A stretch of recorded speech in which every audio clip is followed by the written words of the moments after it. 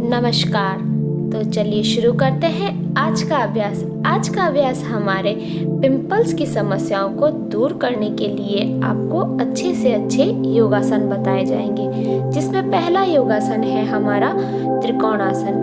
त्रिकोणासन में हमें अपने एक हाथ को अपने कोहनी के यानी पैर के टखने के और दूसरा हाथ हमारे कान के पास में होना चाहिए। जैसा कि आप स्क्रीन पे देख सकते हैं, बिल्कुल उसी तरीके से हम अपने राइट हाथ को राइट पैर के टखने पे रखेंगे। हमारा लेफ्ट हाथ हमारे लेफ्ट कान के ऊपर होगा और नीचे की तरफ झुकेगा हमारा शरीर। जैसा कि आप स्क्रीन पे देख सकते हैं, बिल्कुल उसी तरीके से सांस लेते हुए शरीर को नीचे की तरफ लाना है, सांस भरते हुए शरीर को ऊपर की तरफ लाना है। शुरुआती में हम ये धीरे धीरे करेंगे और थोड़े समय के बाद हम स्पीड बढ़ा देंगे। ऐसा करने से हमारा ब्लड सर्कुलेशन इंक्रीज होता है और हमारे ऑक्सीजन की मात्रा भी बढ़ती है हमारे शरीर में, जिसके कारण हमारे पिंपल्स की समस्याओं का समाधान होता है। किसी तरह का कोई एक्स्ट्रा प्रेशर बॉडी पर बिल्कुल भी नहीं डालें। नॉर्मली सांस लेते रहिए, आसन को करते रहिए। अब हम अपने दोनों पैरों को धीरे से दोनों को पास में ले आएंगे और अब अगले आसन की तरफ चलते हैं, जो कि है उत्तान आसन। उत्तान आसन में मैट पे खड़े ही रहना है। दोनों हाथों को ऊपर की ले जाइए और धीरे से बॉडी को नीचे की तरफ ले आइए। थोड़ा सा घुटनों को मोड़िए और नाक को टच करने की कोशिश कीजिए। यदि आपका नाक घुटने पर टच नहीं हो रहा है, कोई बात नहीं, धीरे धीरे इसका अभ्यास नियमित रूप से करने पर आपका नाक घुटने पर टच हो जाएगा। नॉर्मली सांस लेते रहिए और आसन को करते रहिए। यह आसन हमारे ऑक्सीजन की मात्रा को बढ़ाता है और तो यह हमारे ब्लड सर्कुलेट को भी इंक्रीज करता है, जिसके कारण हमारे पिंपल्स की समस्याएं दूर हो जाएगी। अब हम अपने अगले आसन की तरफ चलते हैं। मैट पर खड़े रहना है।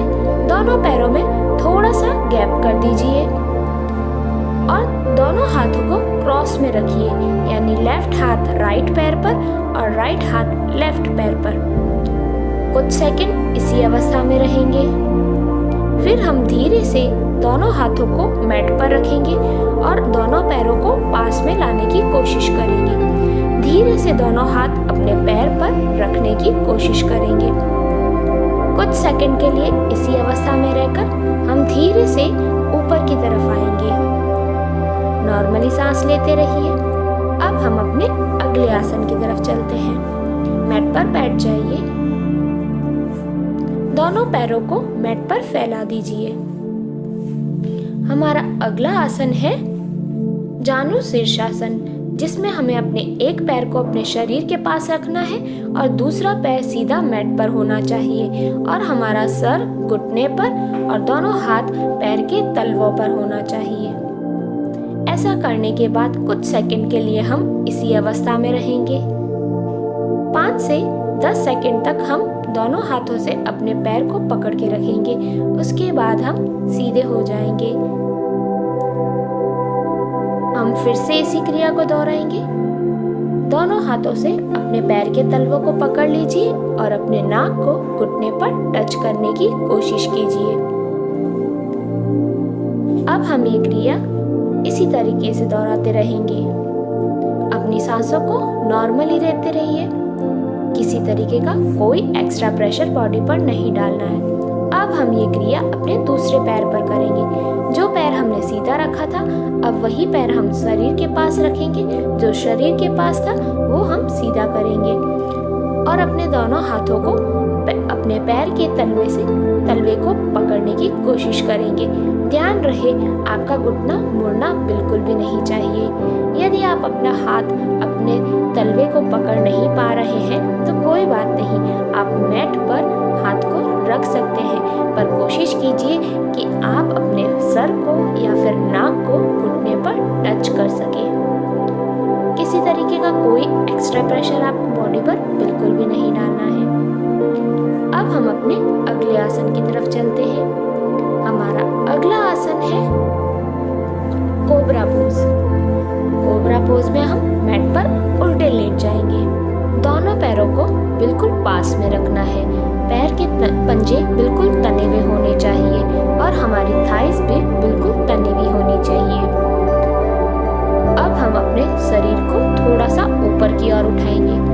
आप अपने हाथों को अपने सर के पास रखकर अपने शरीर को ऊपर की ओर उठाइए और आपकी दृष्टि ऊपर की ओर होनी चाहिए। कुछ सेकंड ऊपर की ओर होने के बाद धीरे से हम नीचे की तरफ आएंगे। हम फिर से ये क्रिया करेंगे। सांस लेते हुए शरीर को ऊपर की तरफ ले जाएंगे। कुछ सेकंड इसी अवस्था में रहने के बाद धीरे से नीचे की तरफ आ जाएंगे।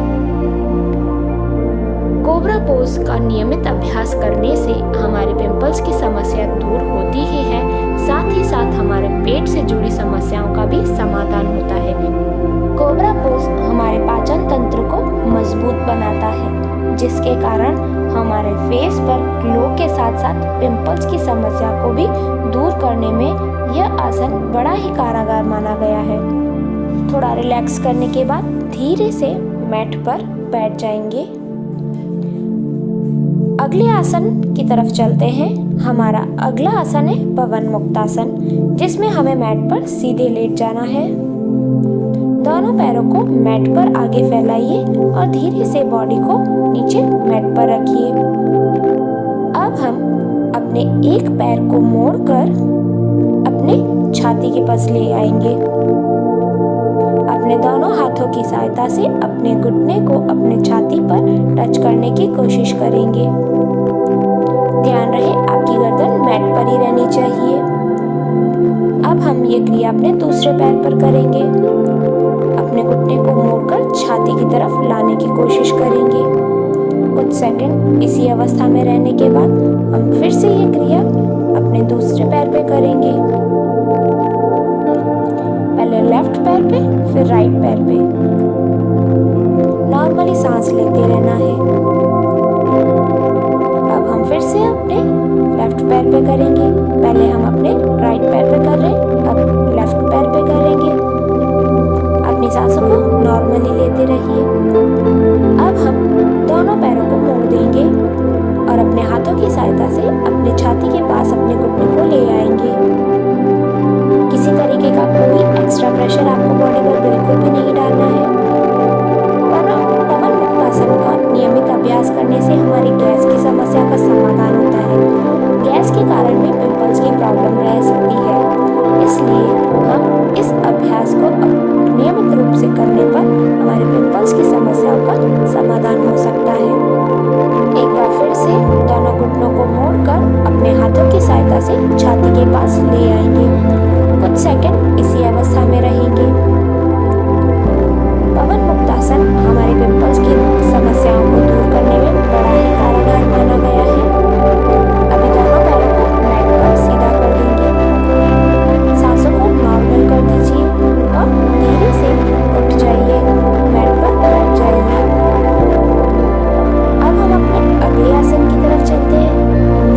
हमारा अगला आसन हमारा बालासन की अवस्था है। बालासन में आने के लिए हम वज्रासन में बैठ जाएंगे। दोनों हाथों को ऊपर करके नीचे मैट की तरफ ले आएंगे। हमारा सर मैट पर होना चाहिए और हमारी छाती हमारे घुटने पर होनी चाहिए। जैसा कि आप स्क्रीन पे देख रहे हैं, बिल्कुल उसी तरीके से हमें अपने हाथों की अंगुलियों को बिल्कुल फैलाकर मैट पर रखना है। 30 से 40 सेकंड तक इसी अवस्था में रहेंगे और फिर से ऊपर आ जाएंगे और धीरे से नीचे मैट की तरफ आएंगे और अपने सर को मैट पर टच कर देंगे। बालासन हमारे पाचन तंत्र को मजबूत करने के लिए बड़ा ही लाभकारी माना गया है।